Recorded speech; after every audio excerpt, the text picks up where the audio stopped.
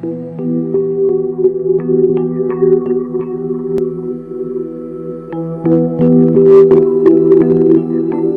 cannot explain that if you have a passion for something, why do you have it? It's just that it's your instincts and you love something and you do it.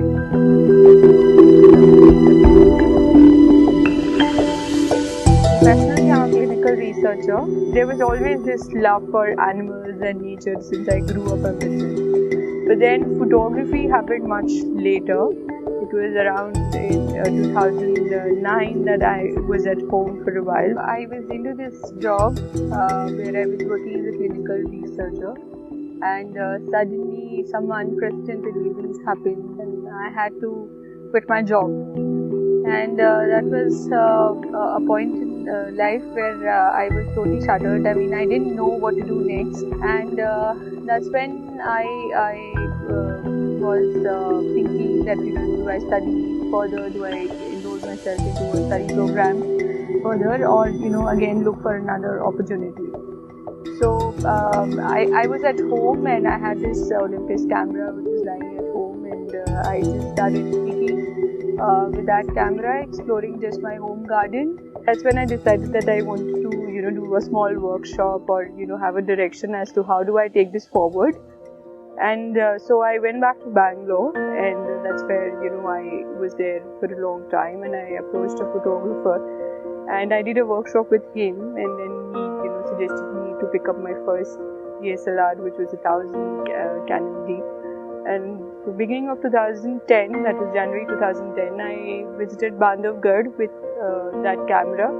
Like, I visited Bandhavgarh as a photographer, and it was that all these years I had been going there as a kid just to see the tigers and the landscape. Now I went and captured whatever I could as a photographer.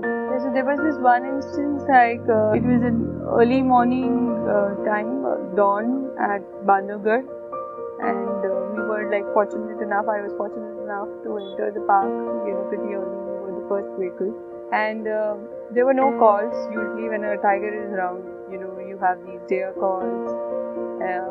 There was nothing. We were just standing there, and we out of the blue, suddenly we see this tiger coming towards our vehicle, just majestically walking in the center of the road. That was chargered. That was many years ago. He started walking towards our jeep, and with those big eyes, and that just moved around, came very close to the vehicle, and very gracefully just walked away. That was one moment which stuck with me, about this animal. This moment happened when I was not a photographer. But when I picked up the camera and I just started shooting, and this came back to me. I just felt that, I had some sort of a calling and some sort of a spiritual connection with the animal, with tiger especially.